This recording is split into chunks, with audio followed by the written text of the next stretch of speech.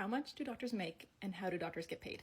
Hi friends, my name is Dr. Erin Carter and I made a video a couple months ago talking about the state of Canadian healthcare, as well as the fact that some of our fee codes were threatened to be cut.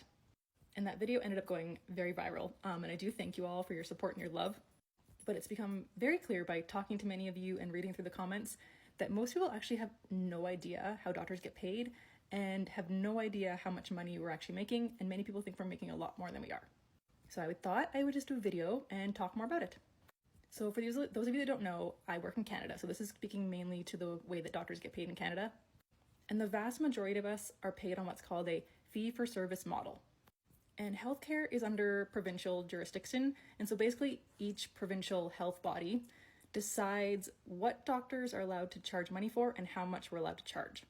And now I will say there are a small percentage of doctors in the country that are on a salary model, but I'm guessing this is anywhere between kind of 10 and 20%. So the vast majority of us, including myself, are on this fee-for-service model.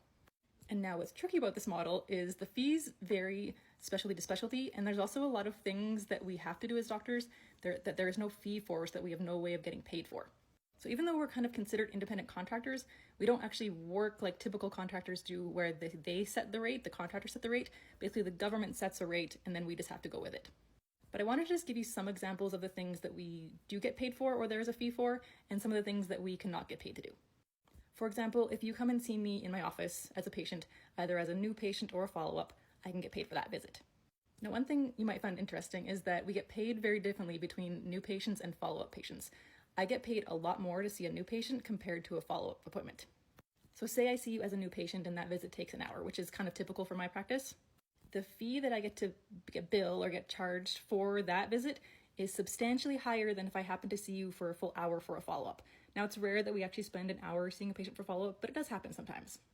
And I basically make double the amount for seeing the brand new patient compared to the follow-up patient, even though we're spending the exact same time. Now, it is a bit better if we're seeing multiple patients as follow-ups. So say, for example, I see 2 patients in an hour, that full hourly rate is closer to the new patient fee, but it's still substantially less.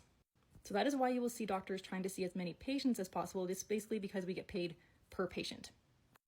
Another example of something I can bill for, say one of my patients is getting an infusion of a medication through our day medicine department, and day medicine has a question about the order, or say my patient is having a reaction and they call me, that conversation and that phone call I can bill for. But say in my own clinic, one of the nurses needs to talk to me and get a hold of me. Say one of my patients has called in and they're flaring and the nurse needs to give them advice, or maybe I need to prescribe medications or send in tests or orders or make referrals. None of that work or that phone call can I get paid for. So you can see how the codes are kind of confusing and don't make a lot of sense.